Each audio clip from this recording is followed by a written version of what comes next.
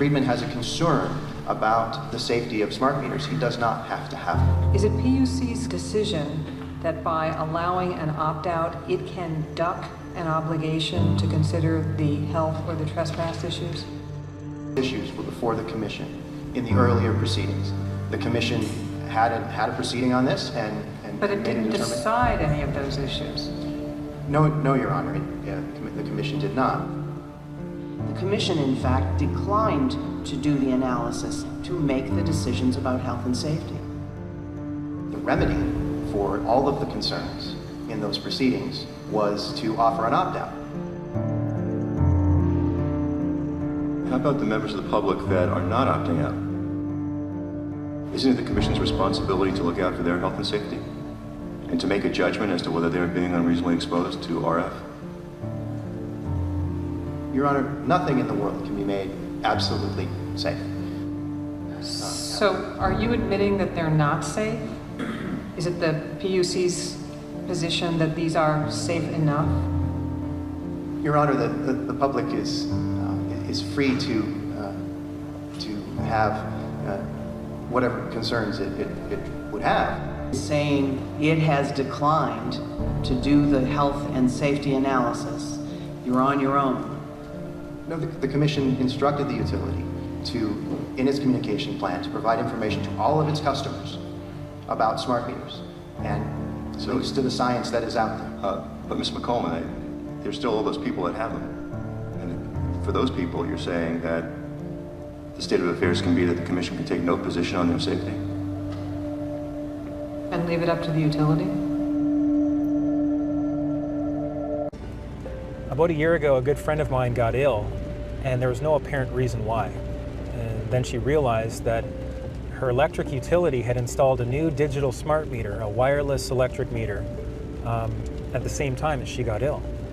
As I looked into it, thousands of people have had the same experiences. So I wanted to figure out, is this really happening? Are people truly getting sick because of radiation coming from electric meters? I grabbed a camera and interviewed as many people as I could from all around the world to find out what's been their experience and what do they know. I had no idea the level of startling information that we would discover along the way.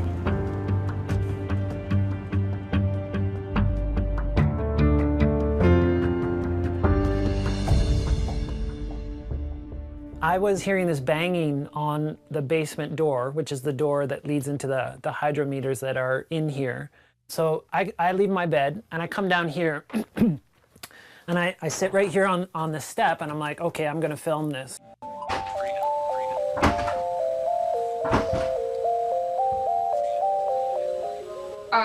Sorry.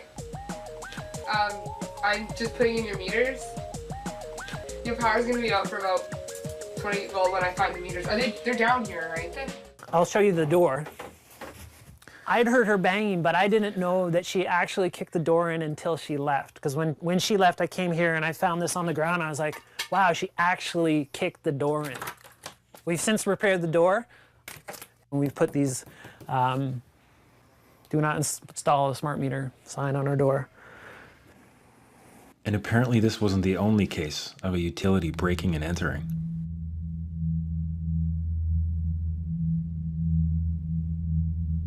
The morning the guy came in to change the meters, this had been shattered. He had taken a deadbolt cutter and cut up our chain and basically pried their door open and walked right in here. And when he left, the chain was laying on the ground and it was broken. The lock was broken also. Vandalized the property and forced his way onto my property without buzzing any of the building buzzers. So with billions of dollars being spent all around the world with zero public input, and with all of these concerns coming to the fore, I realized that there had to be some serious commitment behind the scenes to push this grid through. A smart meter is part of a much bigger picture and a much bigger design. A smart meter is really just the attachment that goes on and outside of a home or a business. A two-way transmission device that ties into the larger smart grid plans that are being built out across the world. In my research into this, I found that utilities around the world were stating that the smart grid will deliver enhanced energy security, reduced greenhouse gases, improved urban air quality, and increased grid asset utilization. To me, this sounded great, on paper. Unfortunately, there are problems with how the systems work. The smart grid systems are very buggy. There seems to be a critical systemic issue with these misnamed smart meters. They're actually causing fires, in many cases, after they're installed. After hundreds of blazes with very few admissions of fault, the insurance adjusters are catching on. And he says, jump in the car, we just got a call, your house is on fire. It was true. Michael Capetto's Upper Makefield home was going up, burning from a fire in his newly installed electric meter. Well, tonight there's a major development from PECO. After at least 24 fires and more than a dozen incidents of overheating, the energy giant is halting its controversial smart meter installation program. And they're being installed by people who are not very well trained for the most part. BC Hydro says it's removing 1,000 smart meters from homes across the province. The company says the move is just routine testing. How many smart meter fires have there been? We've installed approximately 9 million smart meters, and we have no reports of smart meters causing fire. Not one single report. We don't. Another picture, this is probably the better side of the garage. I don't know if you can see it. The meters were over here. And so the fire department basically said that the meters started the blaze? If you just took one look at the wreckage and said smart meters and walked away and never called back or came back. Well, Brittany, you were saying earlier that there was no smart meter fires, and this lady right here has pictures of her smart meter that exploded on her house. Josh, can I ask you to stop recording? PG&E knows that they do catch on fire when they are remotely turned back on when a customer who is delinquent in their bill finally pays their bill. These meters catch fire. They know it, and they are covering it up. Taxpayer money has now gone to some of the largest corporations on the planet. General Electric, for instance, is the largest manufacturer of smart grids. They're being manufactured in China. As part of the 2009 U.S. bailout, $3.4 billion was funneled into a national smart grid stimulus, later increased to $11 billion.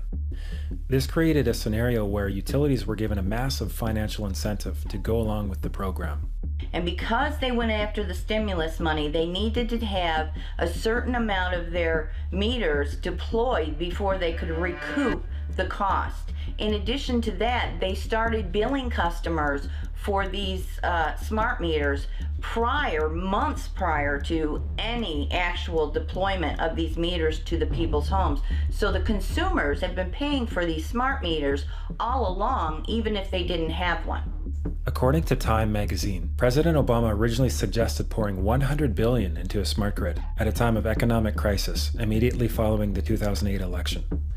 Wikipedia reports that the U.S. government's primary reason for this unprecedented allocation of public funds is the eventual reduction in electricity usage by more than 4%. However, real-world evidence shows that installations of smart meters are not even producing any energy savings whatsoever.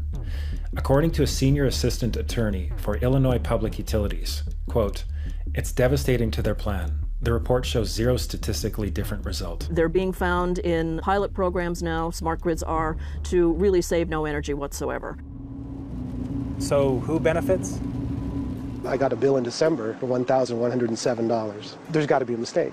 No mistake, says PG&E. After reviewing their accounts, the company says their meters were working correctly, just like those of the 1,500 other Californians who complained.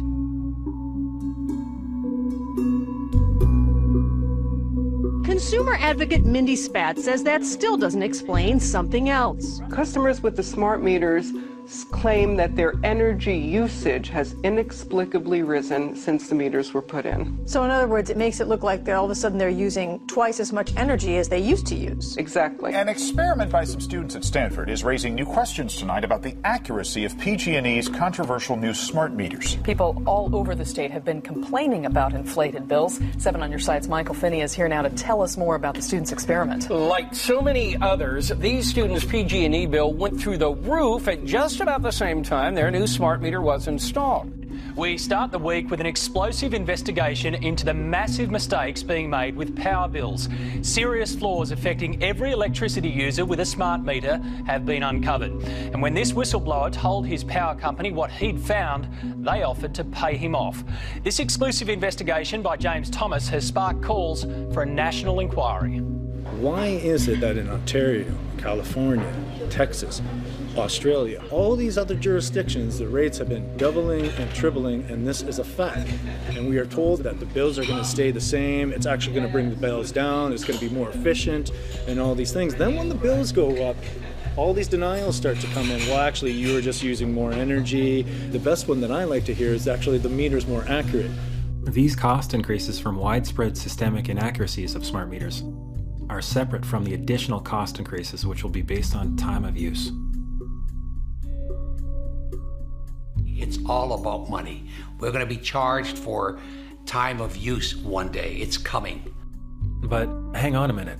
Isn't the whole point to lower electricity bills for everyone? I mean, what we're seeing so far with increased bills has to be just a bump in the road, doesn't it?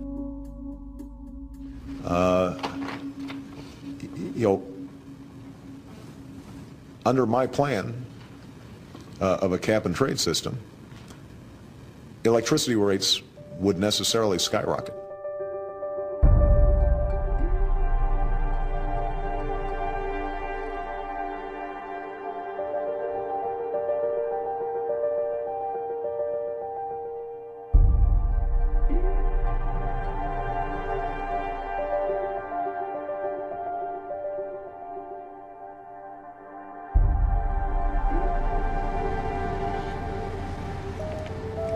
The next thing I started to hear about was how this worldwide smart grid program was making the entire power grid vulnerable to cyber attack.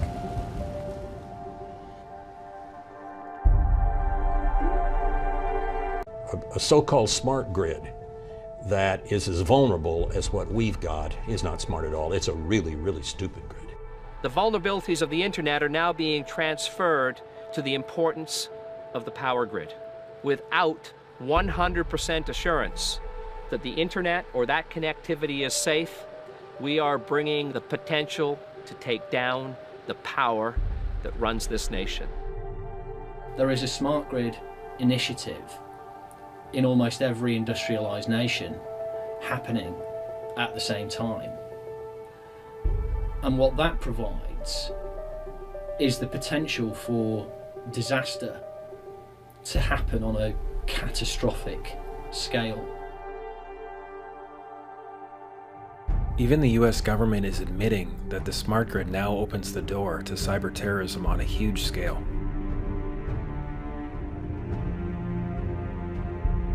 The Washington Post reported on the Inspector General's findings that utilities and government didn't seem to care about the new hacking vulnerabilities.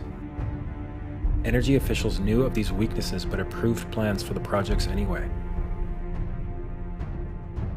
My journey of investigating deeper into this worldwide program began in British Columbia. They knew about smart meters years ago. They could have been talking about it, but they kept it quite secret. They thought perhaps they could introduce it, simply do it, and no one would respond. We'd all forget. And they designed legislation that would make this possible, the installation of the smart meters, because without the legislation, obviously, it would be going to the Utilities Commission, they'd be looking at it, they'd be assessing it, they'd be studying it, they'd be addressing all the concerns we're talking about now. That's their role, and that's been cut out of the process. It was a terrible idea. Without the ability for the public to get honest, transparent answers from the government and from BC Hydro, they were left to their own devices. Which for many BC Hydro customers meant turning to the internet.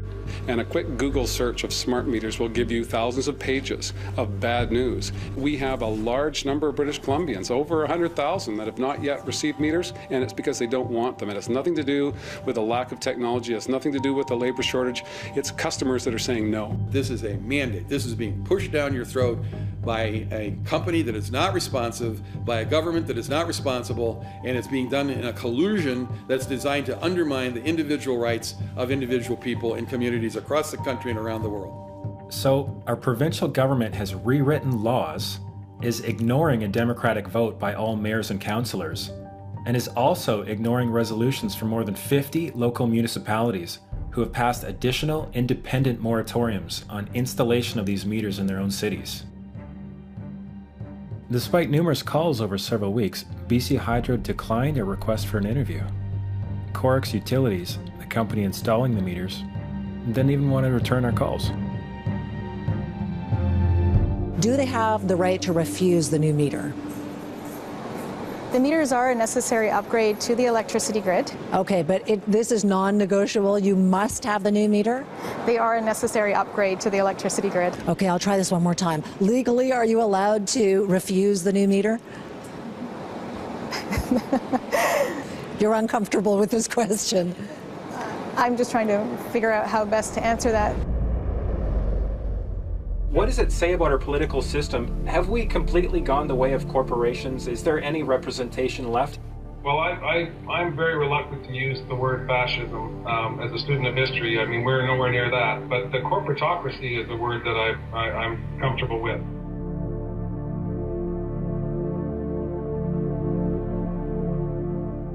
There's a worldwide privatization scheme. It's really, I suppose, a new form of corporatism, where governments are no longer masters of their own fate. And it starts to become clear that this same undemocratic process to covertly implement smart meters in my province of British Columbia was also the case in California, throughout North America, and around the world. So how could it possibly be the case that these corporations who are pushing for a global smart grid would continue with their plans despite an enormous list of potentially disastrous downsides? A massive part of the smart meter agenda is to literally track every single movement within a house. So every time somebody switches on a light, every time somebody switches on an appliance, each of these appliances has a unique code which is then effectively transmitted through the smart meter down the grid. So anybody that is minded to do so can hone in on an individual residence and actually track what is going on in that household. So they can figure out, when is your refrigerator being used? When is your TV on? What are you doing with your energy? And they're going to start having a profile of you as an individual. A congressional research report all but concluded that smart meters in the United States are a violation of the Fourth Amendment. In no uncertain terms, the court has asserted that at the very core of the Fourth Amendment stands the right of a man to retreat into his home and there be free from unreasonable government intrusion. With smart meters, police will have access to data that might be used to track residents' daily lives and routines while in their homes, including their eating, sleeping, and showering habits, what appliances they use and when, and whether they prefer the television to the treadmill, among a host of other details. And while some utilities are still saying that all of the in-home private data they'll collect on you will be kept safely tucked away, another picture seems to be emerging. Here in California, utilities are already selling our private electricity usage data to third-party corporations for a profit. Rather than discourage this practice, the California Public Utilities Commission has actually encouraged it. In a 2011 press release titled, "California Commission Adopts Rules to Protect the Privacy and Security of Customer Electricity Usage Data," comes the following. CPUC President Michael Peavy: "Our action today will protect the privacy and security of customer electricity usage data while enabling authorized third parties to use the information." Commissioner Timothy Allen Simon added, "I support today's decision because it expands consumer and third-party access to electricity usage information. I hope this decision stimulates market interest." In the summer of 2013, these newfound intentions became evident. The San Francisco Chronicle revealed that California's electric utilities last year disclosed the energy use records and other personal information of thousands of customers to agencies within the U.S. government. As General Petraeus has said, make no mistake about it, we have the ability to spy on your households through your appliances. And if we have that ability, we probably will use it. I mean, this is control freakery. It is the wet dream of the technocrats. People who live locked in a left brain construct that has no room for anything spiritual in their lives. Last year we discovered that Verizon have a patent for a piece of technology that they're calling the Smart TV Detection Zone. And this product will sit next to your television and be capable of eavesdropping on your conversations whilst you're watching TV. So we'll be able to determine, for example, who's in the room, who's watching TV, what you're talking about, and how you're talking about it. How far does that go? Where does it stop? At what point do we draw the line and say no? Let's look, for example, at the CISPA bill. That's the Cyber Intelligence Sharing and Protection Act, which was intended to legalize transferring all your data from megacorporations to the government. Now, this seems to be in violation of our Fourth Amendment rights against unreasonable search and seizure, but it's already passed the House. Fortunately, the Senate has so far refused to vote on it.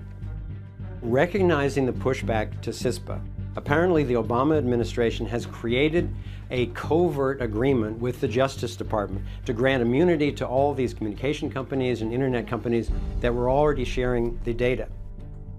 And now, as of June 12, 2013, a new aspect of that goes into effect, which expands this whole authorization to cover all critical infrastructure sectors, and that includes energy, health, and finance.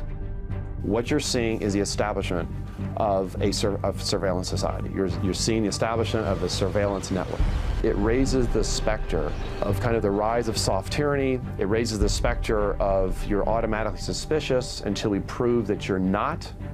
It raises the specter of a universal, I call it a universal wiretap, a persistent universal wiretap on every single person.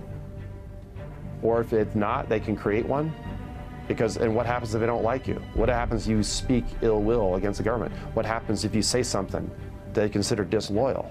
I mean, that's not the country that I took an oath to defend 4 times in my government career. What's the mindset of these mammoth corporations who are now apparently in partnership with government? Eric Schmidt is Google's CEO. People are treating Google like their most trusted friend. Should they be? If you have something that you don't want anyone to know, maybe you shouldn't be doing it in the first place. Google has already been caught and fined for systematically hacking and harvesting passwords from millions of private Wi-Fi networks with its mapping cars, and illegally siphoning private data from iPhone users. We don't need you to type at all, because we know where you are, with your permission. We know where you've been, with your permission. We can more or less guess what you're thinking about. So Schmidt simply views the invasion of privacy as a way to allow the internet giant to gain more information about you. And then that data will let the search engine help you in your everyday life. Don't you get it? Google is trying to amass a huge amount of personal information about you to help you. Duh. There's what I call the creepy line. And the Google policy about a lot of these things is to get right up to the creepy line but not cross it. I would argue that implanting things in your brain is beyond the creepy line. Mine in particular. Yes, at least for the moment, until the technology gets better. Let's talk a little bit about information and search. Wait a minute, what was that?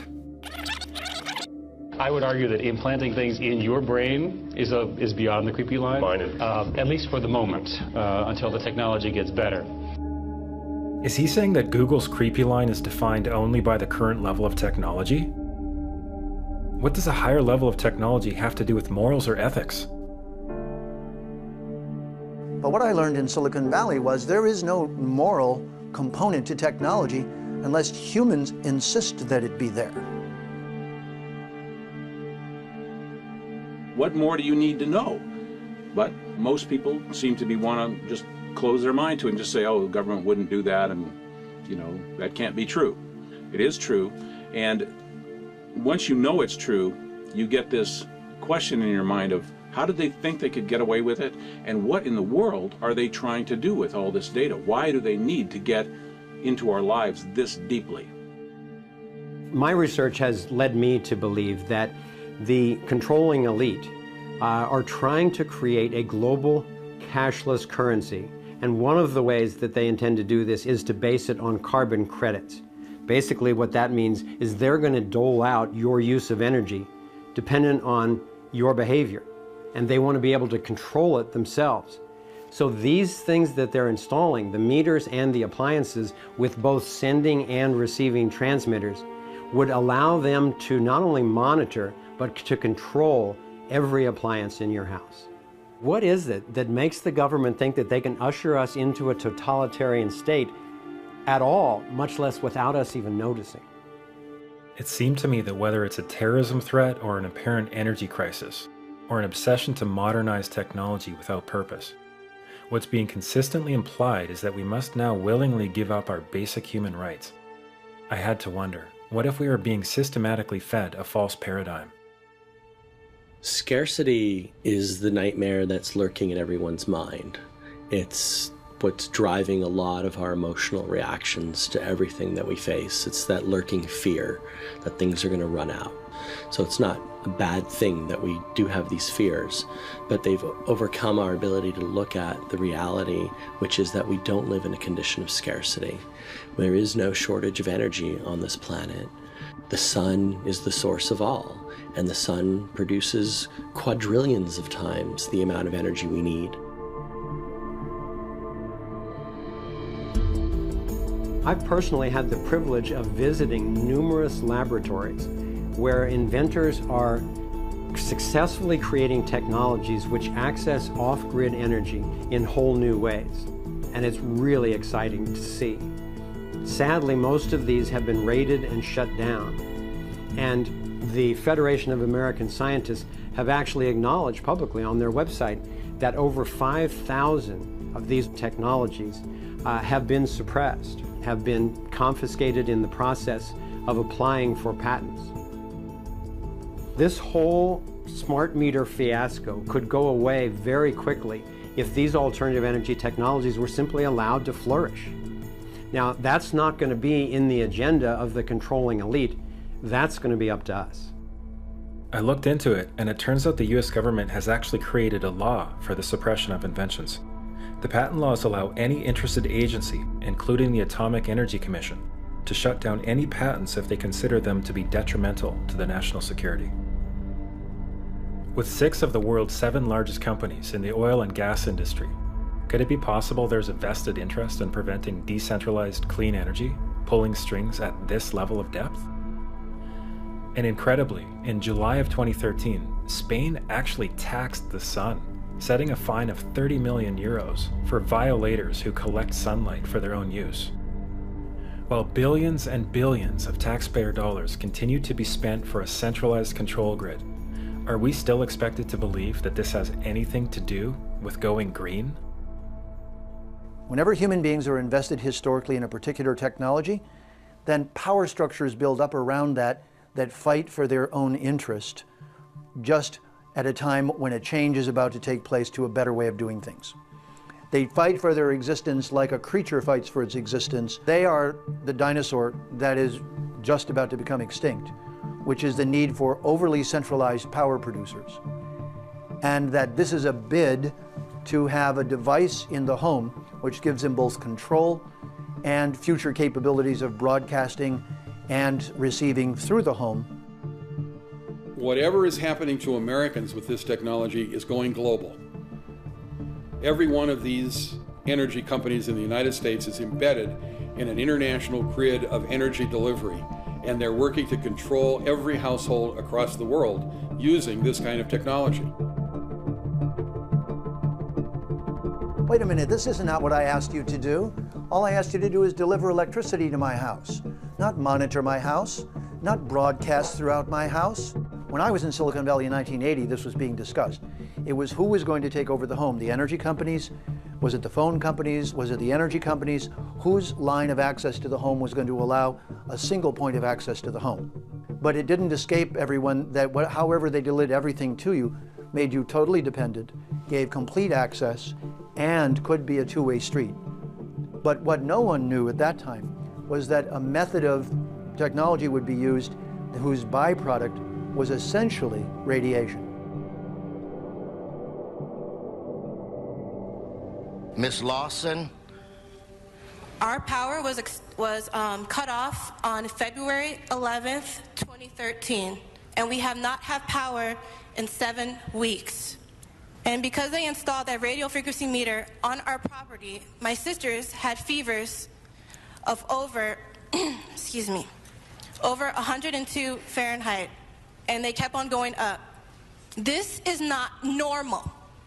This should not be tolerated. Okay, I want a high-level person from DWP to connect with this family, find out exactly what's going on, and let's fix it immediately. Unfortunately, when I complained about the smart meter put on our property, I was told there was no smart meter on our property. It's a radio frequency meter. When I began to express to LWP the health concerns that came out of nowhere, they told me that I was making it up. It didn't make any sense. My husband and I had numerous people come to our house and explain to us that it must be something else in your home. So I began writing to the general manager, Mr. Nichols. He ignored my emails. So for months and months and months, I begged DWP to please take this off of our property. And we have had no power for 7 weeks and 1 day. Easter for our children was horrible. Okay, thank you. We'll get to the bottom of that today. I want somebody on the phone right now. Is anybody here from DWP? Looks like Tom's on the phone right now. And Mr. Buscaino, I'm on this, so I will, one way or the other, find out what's going on with the Lawson family. I'll find out today.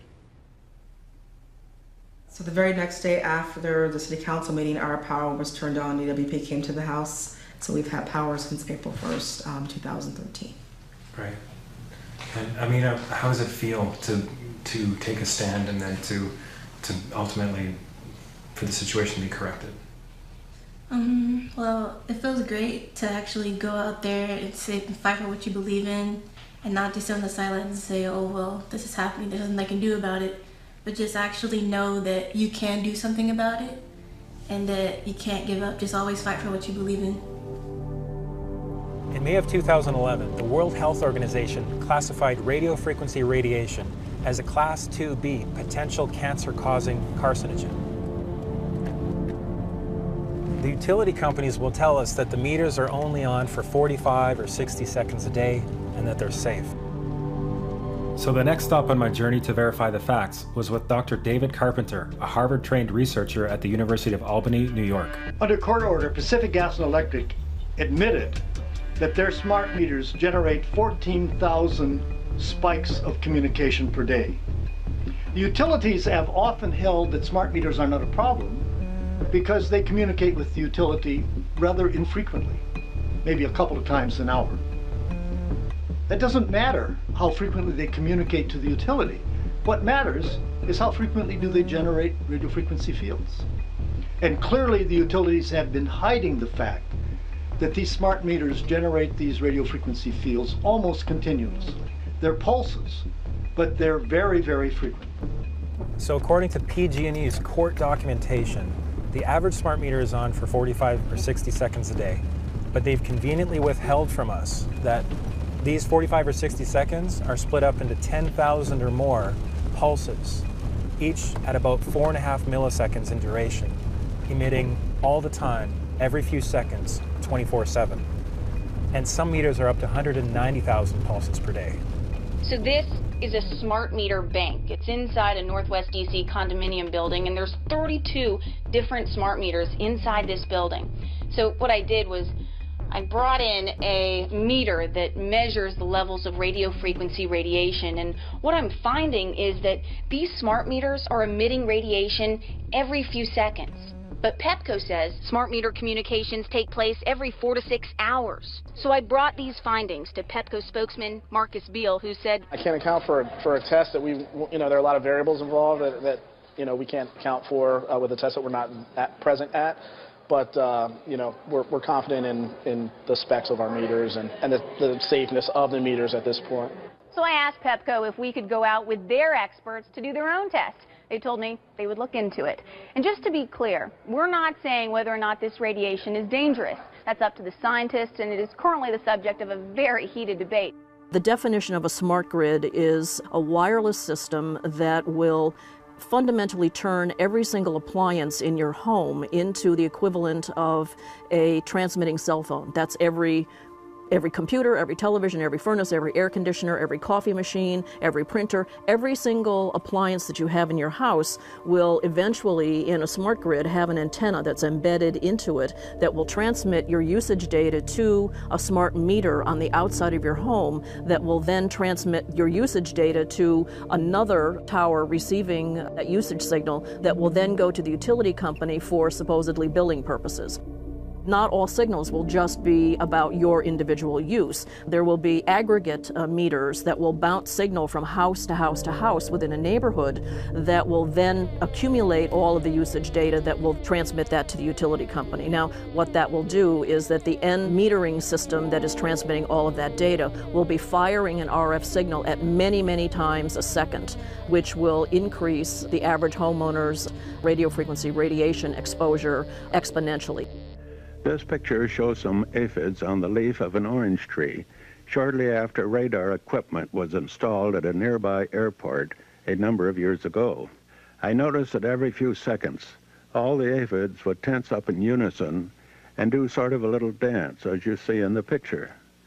Upon further investigation, I found that the interval of time between the activity of each dance coincided exactly with the rotation of the radar rotor device at the airport, which was a distance of approximately 14 miles.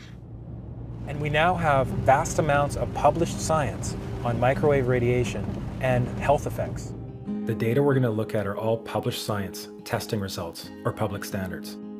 At the bottom end of the radiation scale of what's called power density or signal strength is the minimum level at which cell phones will work, which was found to be 0.2 billionths of a microwatt per centimeter squared.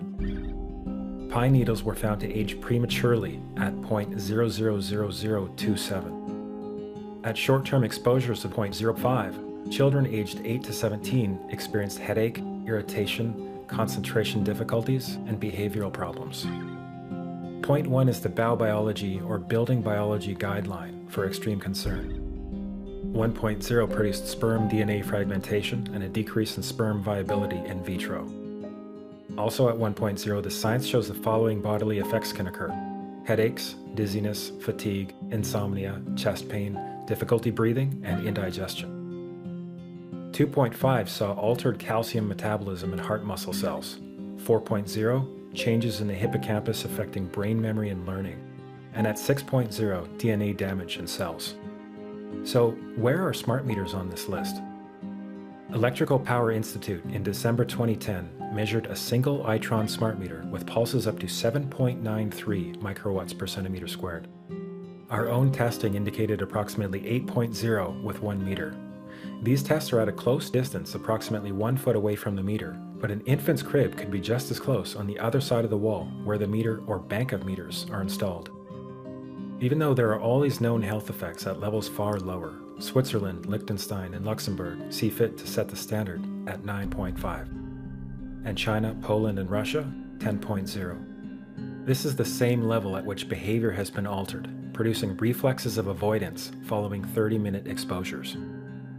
A room of 12 smart meters, very common and even a conservative number in an apartment building, tested at 19.8 microwatts per centimeter squared. This is hundreds of times higher than levels which clearly indicate harmful effects.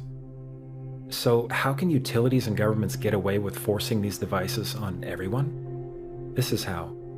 In Canada and the US and several other civilized countries, the safety limit is set at 600 to 1,000 microwatts per centimeter squared.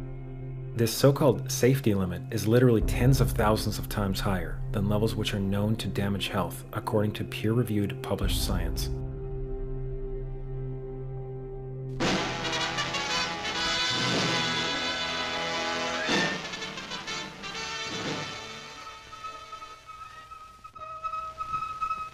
There was an organization called the Committee on Man and Radiation. Essentially, the Committee on Man and Radiation intellectually framed this as a controversy that there was no such thing as a non-thermal effect.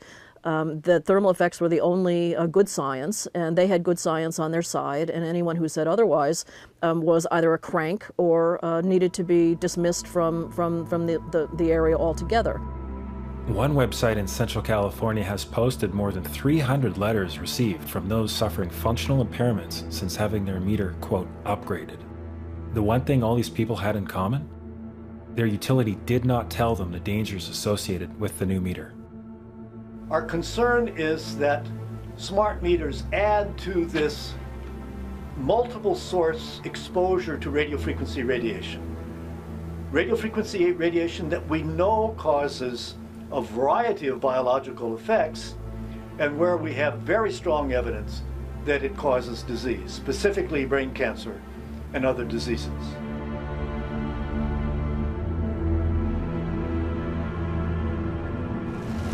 There have now been more than 6,000 published scientific studies on the health effects of microwave radiation since the 1930s, and with the vast majority showing that there is some biological damage being done, the jury's no longer out on whether this is harmful.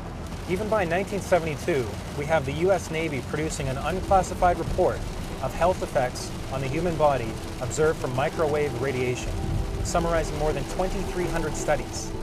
5 pages of observed human health effects in this report include headaches and insomnia. I was walking by and I got like a flash headache. It's painful. How many times did that happen? Every time I walked by it, which was a bunch of times. Vagomometic or irregular action of the heart.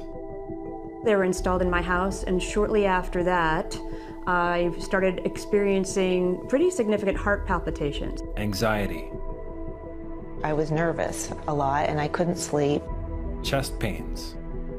I started getting this intense chest pain. And changes in the operation of implanted cardiac pacemakers. Well, my heart would speed up to do about 170 beats a minute, and I could normally control any arrhythmia that I would have before just by meditation and relaxing.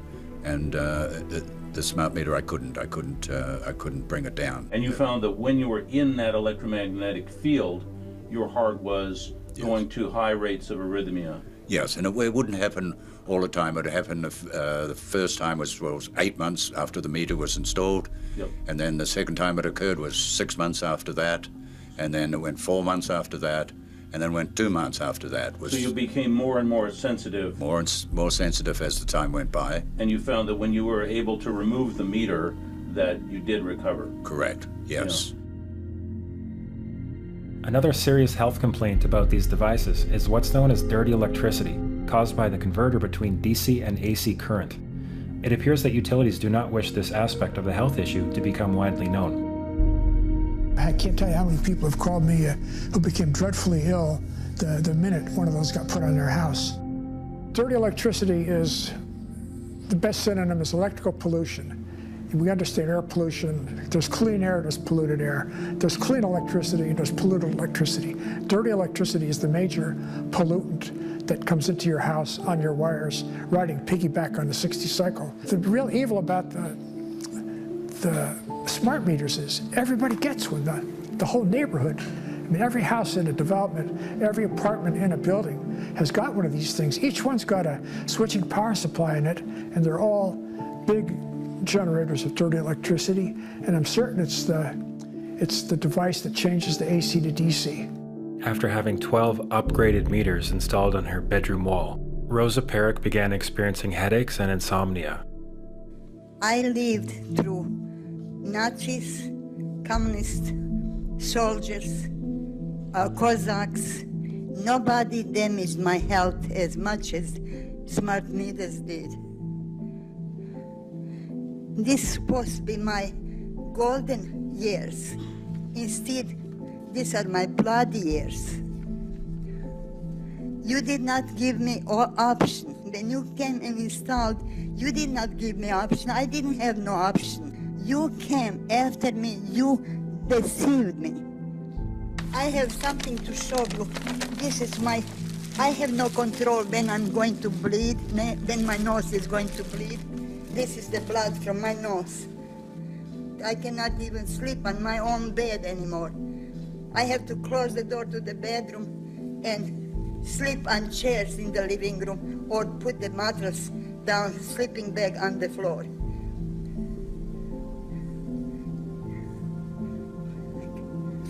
Do you ever have nosebleeds away from your apartment? I'm sorry, your time is up. Thank you very much. I appreciate you coming. Your time is up. Your time is up. Thank you. I made a call to a government agency. I started to talk about the problems with the meters, and he was getting agitated, and he said, they're just like cell phones. There's nothing wrong with these meters, they're just like cell phones. And I said, no, it's not true. There's a problem with these meters in the switch mode power supply. And he said to me, how do you know about switch mode power supply? And I said to him, what is your name? And he hung up on me. And then about 10 minutes later, he called me back on a different phone, and he told me there is a problem with the switch mode power supply. He knows about this, but he can't talk. And I think that a lot of people are scared to talk, and a lot of people know what's going on here. Electricians know, people at Con Edison know, but I don't think they know what to do. I would say that it's better to do the right thing, because when people are silent, a lot of people can die.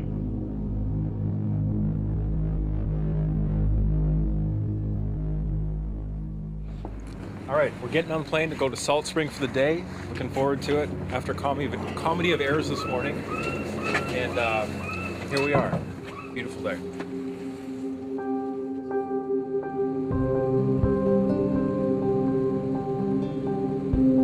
Away from the city, we wanted to track what was happening with this agenda in a small community called Salt Spring Island, where we were hearing around 30% of the population had locked up their analog meters or otherwise made it clear in writing to their utility that they were choosing not to have a meter installed.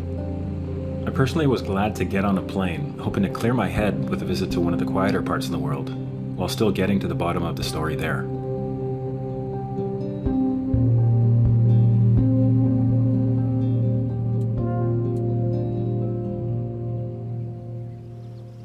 We know that you have refused a smart meter. Okay. The meter that will be installed onto your premises here will not be functioning as a smart meter because there are no receivers established.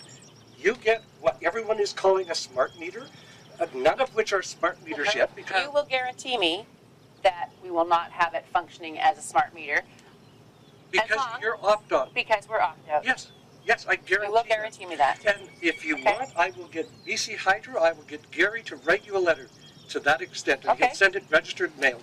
So, Chris, are they going to be running this as a smart meter or just as a regular meter? They're going to be running this as a regular digital meter, such as has been put on houses since 2008. So Chris has the meter on now, and he's going to test the meter.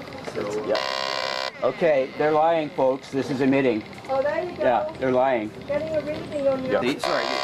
Yeah, okay, that's over 20,000 microwatts, and the Hydro has officially lied, publicly lied in front of all these people, lied to the owners of this house, to the effect that this would not be emitting radio frequency radiation. It's emitting radio frequency radiation in spades. They have lied. Yeah, you have lied, you son of a bitch. You have lied. You and your buddy. Really, really bad. I'm so upset. I'm so upset. You've lied to us. You've lied to us. You said that there's not going to be any radiation coming off that, so you're lying to us. I have no idea of the testing mechanism of this. I have no idea who you are. You know, how do you think I feel right now? I trusted you, and that's how I honestly feel. I feel like I've been raped. With this smart meter program, we're stepping across the line from democracy to corporatocracy, and that's scary. The person who invented the word corporatism was Benito Mussolini. It's also known as fascism, and everybody uses that term a little too loosely, but in this case it applies very, very succinctly.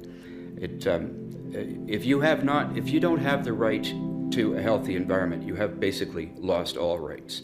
People who haven't the faintest idea that they had a smart meter installed are getting very sick all of a sudden and wondering why. And suddenly it comes to them that, oh, something's different about my electricity meter. I'm a beekeeper, or I was a beekeeper. For over 10 years, I had 2 hives on my side porch outside of the rain. About a year ago or so, I had a smart meter installed outside of my knowledge with all the EMF. This winter, I've lost all my bees. I don't know if it's because of colony collapse disorder, or I don't know if it's because of the EMFs from the smart meter. but it is suspicious.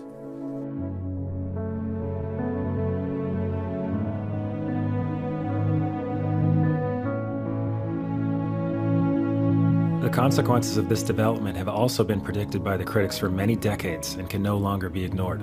Bees and other insects disappear. Birds avoid certain areas and are disoriented in other locations. Humans suffer from functional disorders and diseases. And those that are hereditary are passed on to the next generation as existing defects.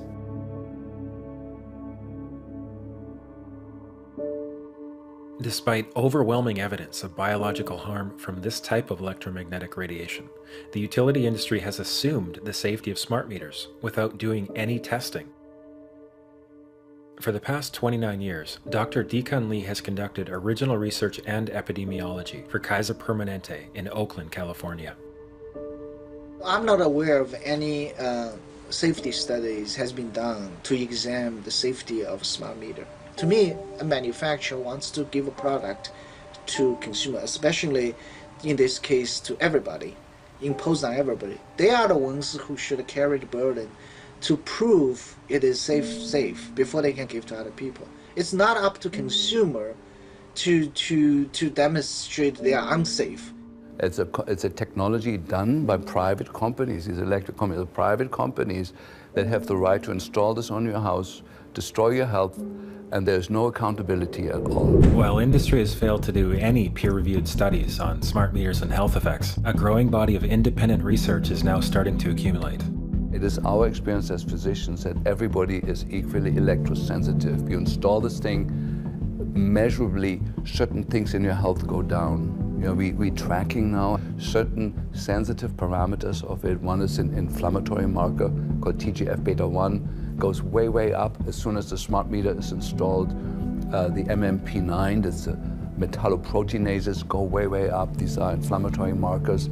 The copper level in the serum goes up as a sign of chronic inflammation driven by something that's suddenly there. The hormones go way off. The neurotransmitters go way off. So we have lab tests that we can show.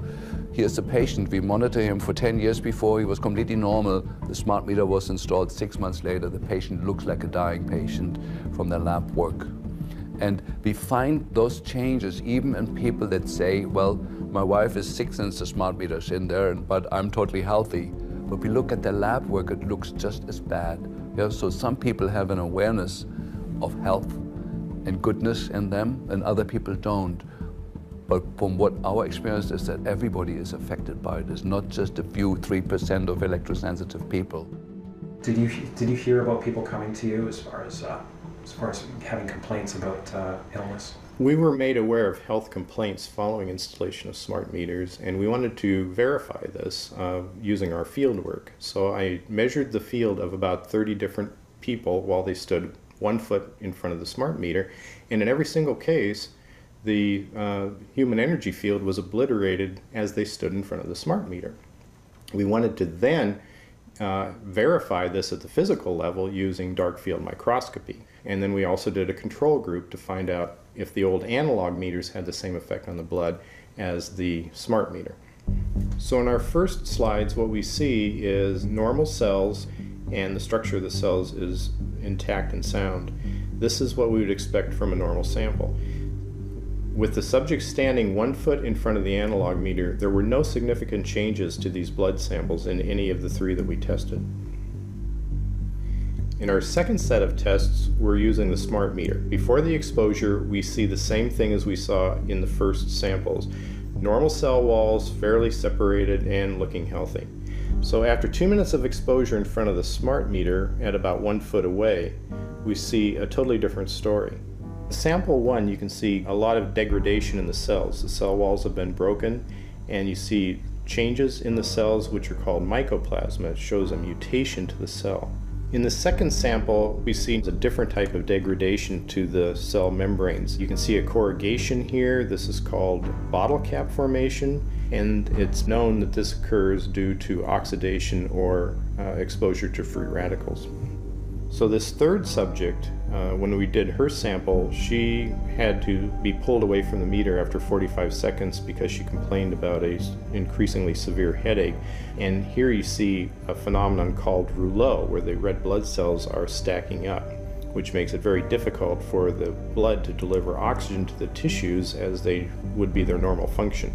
Every single one of these is a degradation. Every single one of these shows a trauma to the blood cells, and that came from something, and the only variable was the smart meter. The good news in all this is the patient and the blood can return to normal once they have been removed from the influences of these stressors. So this thing about electrosensitive, 3 or 5% of people are affected and everyone else is okay. I mean, what do you have to say about that? There are changes whether they feel them or not. Maybe they're not out there complaining about it or trying to make other people aware of what it's doing to them, yet they're still being affected by it. While most of industry continues to use fine print and loopholes to evade accountability, there is a worldwide paradigm shift steadily underway. 60,000 doctors in the American Academy of Pediatrics are paying attention. And teachers' unions, this one of 45,000, are beginning to speak out against Wi-Fi in the classroom. Some regions are taking steps to cut the power of cell phone masts by 90%. And in many areas, towers are starting to come down altogether. But governments such as the US want smart grids and high-powered Wi-Fi mesh networks to blanket everywhere and everything. As industry cleverly camouflages itself, concealing the harm it is doing. Amazingly, our centers of medicine are seeking to bathe newborns in wireless. And this has continued on because the official line is that microwave radiation is safe enough. The radio frequency radiation work that we did was supported by Motorola. The relationship was really very cordial and very stress-free, but only up until we started generating data. These folks were very, very upset and began to talk about how are they going to handle this, what sort of spin can we put on this, what can we expect from this, and from that point on the relationship changed. What we saw was that Motorola began to exert more and more control over the work, telling us what to do, telling us how to write abstracts, what to say in the abstracts, what to say in the papers, how to do the work. No, don't do this. Yes, do it this way. This was unacceptable. I had completed our study of DNA damage, and I submitted the final report to Motorola. The point is, I kept getting nothing from these people. They simply weren't willing to accept my interpretation of my study, my evaluation of my study, my knowledge of science at that point, and tried to urge me not to publish the study. They didn't tell me not to. They just said, no, this isn't ready for publication.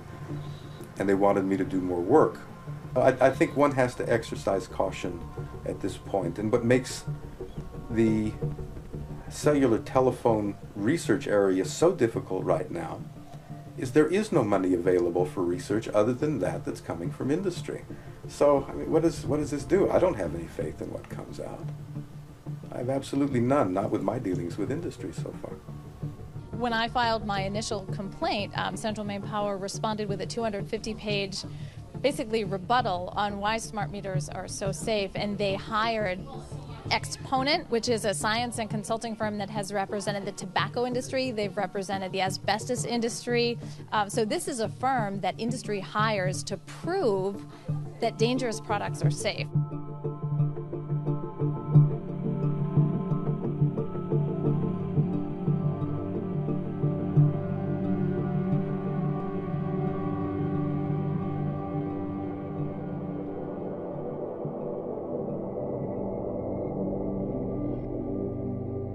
In 1996, Congress passed the Telecommunications Act, which included a provision called Section 704 that took away state and local governments' rights to resist antennas on health or environmental grounds.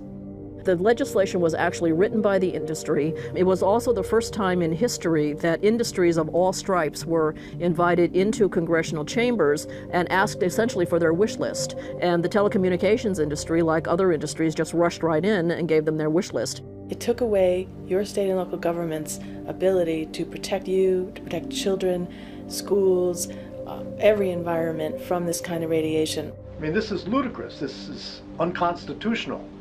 But this reflects the power that the communications industry has with our Congress.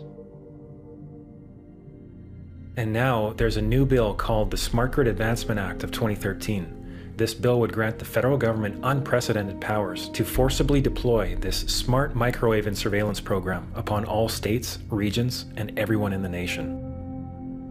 What's going on here? This is a wireless device which is unproven scientifically, which all the evidence so far proves is dangerous or questionable, which should therefore be studied intensely before it's released to the public. Clever people called the technology smart to make it seem intimidating so no one would question it. Some smart ad man came up with that and got paid $300,000 to call it a smart meter so you would feel less knowledgeable, which they know we feel, and then you wouldn't question the smart people putting it in your house. So I call them not smart meters, dangerous meters. I started wondering, how are our future generations being affected by this unprecedented increase in electromagnetic radiation?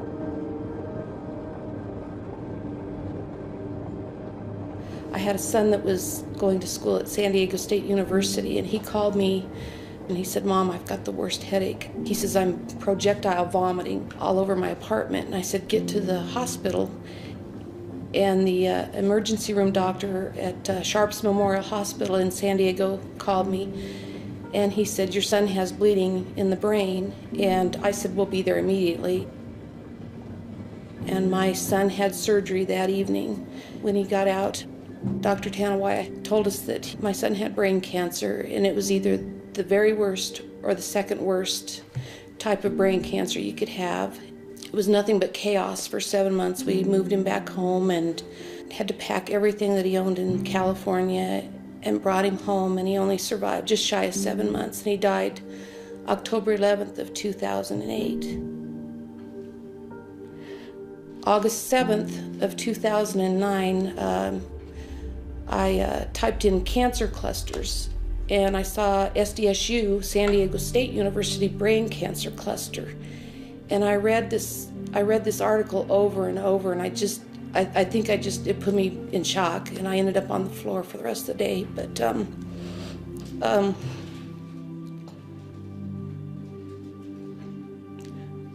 sorry.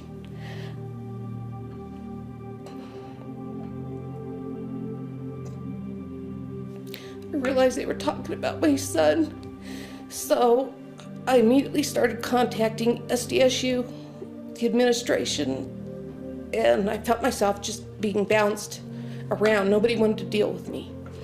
So I got in my car and I drove out to San Diego for the whole month of October of 2009. And I went over onto the campus. In these articles, they talked about a cell tower, and I went over there, and there's this huge cell tower that's outside of this building, which towers above Nassatir Hall and room 131, where all these kids and people have come down with brain cancer.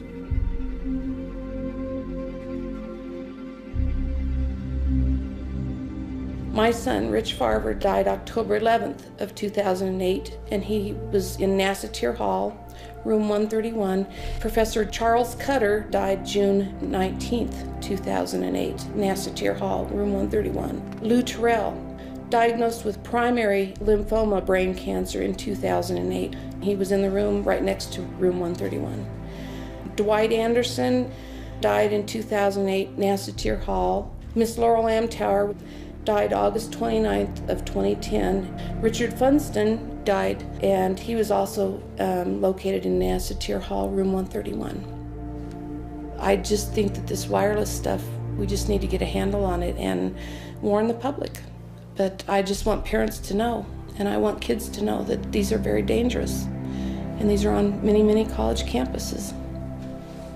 A reporter from the San Diego Tribune that I'd contacted actually called me at home, and he said, this story will never get out in San Diego. And I said, why? And he said, because of money.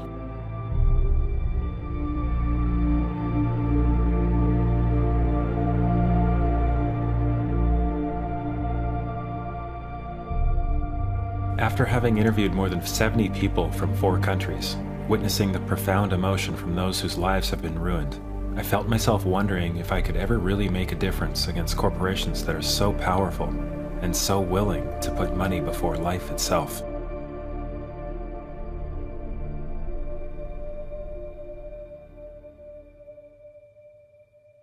So here's UPA installers crossing over locked fences and against consent.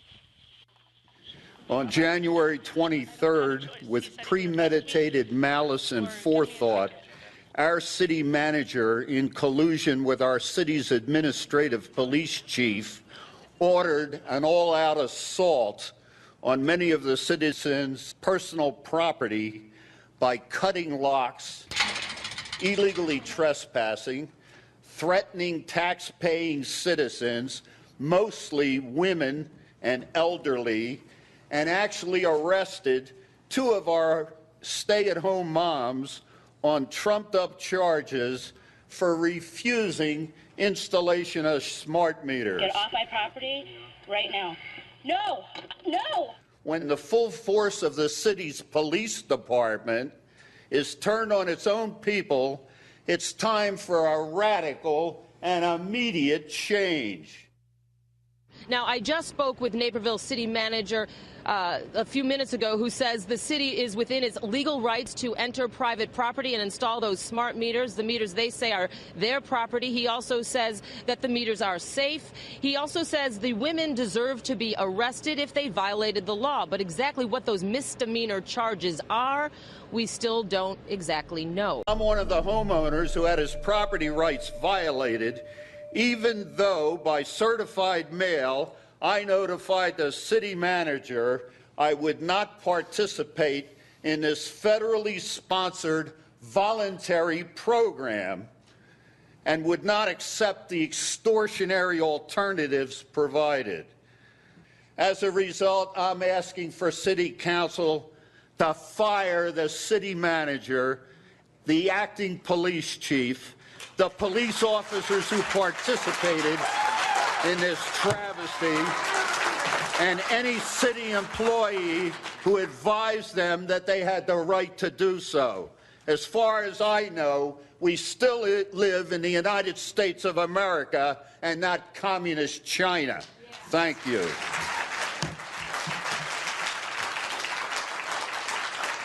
There will be a 5-minute recess until you settle down and obey the rules, or we won't continue. We have a 5-minute recess. This is thankfully a contrast to the behavior of most city councils, who are made aware of the facts. One of the first U.S. states where these devices were deployed was California, where dozens of local governments have issued moratoriums against the rollout. I vigorously support this action today. I'll be voting in the affirmative, both on the moratorium and on Supervisor Kinsey's proposal to send letters to the governor. This action that we're taking today, and one that I support, is a political action. And don't be deceived that political actions don't work. Think about the American Revolution. Ms. Wolf? Aye. Ms. Farr? Mr. Lavagnino? Mr. Carvajal? Ms. Gray? Aye. We represent people, and they can get pushed so far. And then they say that we've had enough. And I think that that's what's going to happen. Many have now criminalized installation and are fining the utility for every device they attempt to install. As a result of a grassroots movement to spread awareness, the vast majority of U.S. states and Canadian provinces have active groups who are fighting back. And worldwide, the trend continues. Many are asserting their rights for the first time in their lives. But utilities still are not yielding. And in many areas, they're attempting to impose fees for those who do not want their so-called upgrades. An opt-out is an agreement to pay to not be harmed. An opt-out is volunteering into extortion. An opt-out says that if I don't pay you, you have the right to harm me. So that doesn't work.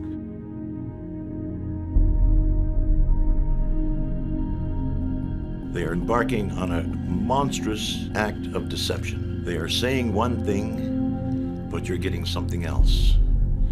And I see that as a form of extortion. You either take our energy the way we want to give it to you, or we're going to cut it off. That's extortion. That's a criminal offense.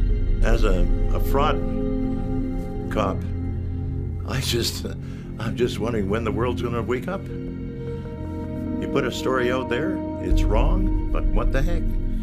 We're going to go with it. We're going to look you straight in the eye, and we're going to lie to you. What are you going to do about it? What would you recommend from your experience that people may not understand, or that you've gone through, what they should do or what they should know? They should know that they can change that meter, and they should do that. That is the most important part of it, is to change that meter over.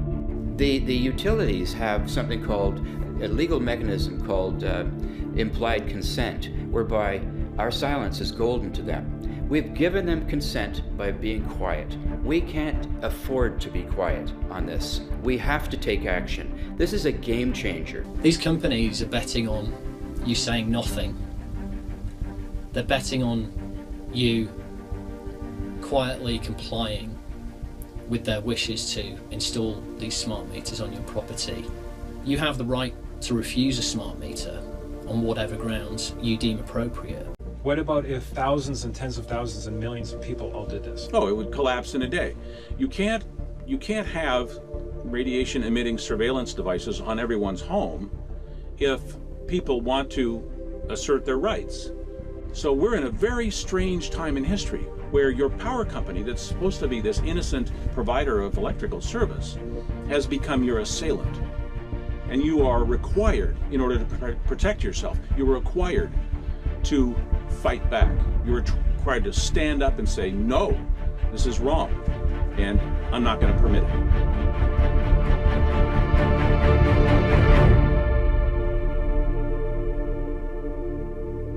It's that a device that is broadcasting and receiving wireless signals permanently has been surreptitiously placed in your home unnecessarily and without your permission and without proving itself scientifically. This is a test case for technological democracy, if I've ever seen one. Dear Big Brother, I wish I could say you're acting like a brother, but unfortunately, an Orwellian Big Brother is what you have become. The problem is you've presumed you have the right to make decisions that are harming the quality of all of our lives, our health, and children, simply because you've been in charge of the distribution of a necessary resource in our lives. It does not matter why you have done this. There is no right way to force unproven and dangerous technology upon the world. And history has shown that being sorry after the fact for harming people through unproven medicines, technologies, is of no help. You do not have enough money to repay the harm that you are doing to all life. From the acknowledged dangers of genetically modified foods, to preventing new ways for people to generate energy, to invasive, untested devices for monitoring and control, you have created problems and forced false solutions in the name of saving the planet, fighting terrorism, or increasing corporate efficiency. You have even blatantly placed career lobbyists as your corporate yes-men, as heads of the very agencies that are supposed to protect the people. Now you are deploying wireless digital surveillance and broadcast devices upon everyone without disclosure. This is a preemptory attack against the principles of a free society and a taking away of our rights to make decisions. It is not your place to make these choices for us. By behaving this way, you have gone from an asset to society to a tyrant acting behind the cover of corporate freedom. You have gone from the brotherhood of man to the Orwellian Big Brother, who treads upon our trust and goodwill for profit and control only. This is no longer acceptable. You and your agents will be held financially and criminally liable for your actions as corporations and as individuals. The excuse of just following orders will be of no avail to those going along with this. We're now at a turning point when great numbers of people, even those on your payroll, those most subject to your campaigns of half-truths and skewed science, are beginning to see higher, are being inspired to speak out and bring down your dreams of dictatorship, and are courageously creating solutions. This is just the beginning. But as we begin to peel back the layers, we begin to realize that the smart meter issue is really more a symptom rather than a disease. And now we get it. And now we see behind the curtain. Millions of people are starting to wake up to what's occurring. The game is on. The ball is very much in our court. You know, we have a tremendous opportunity, but we have to engage in that game. While making this film, there was a part of me that just wanted to look the other way and put the lid back on the box I'd opened. But once I saw the magnitude of this issue, I thought of all the people in my life that I care about, and I knew that I had to share it as widely as I could. Whatever your political party or belief system, we're all in this together. And whether you came into this because of the risk to rights, or privacy, or health, or security, or cost, or something else, it doesn't matter. What matters at this point is that we set our differences aside and we stop the deployment of this technology where we live. The only people I've come across who want this program are either misinformed or benefiting from the deployment. Instead of so-called smart meters and a smart grid, we need wise people who see what's going on and who realize that we all have the power to change our situation. Change happens when you make a decision and say, I will not have one of these devices on my home.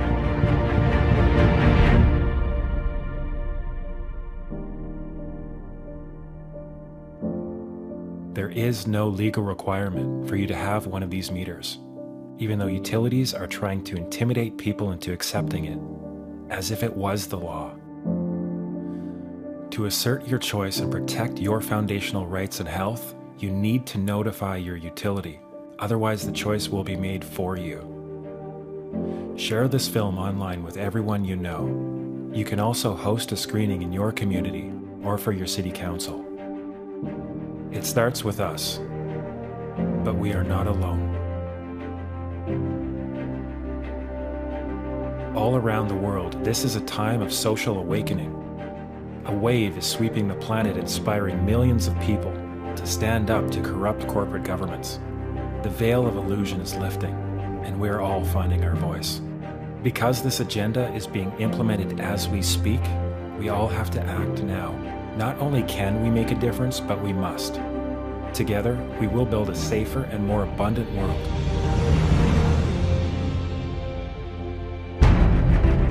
For us, our children, and all future generations.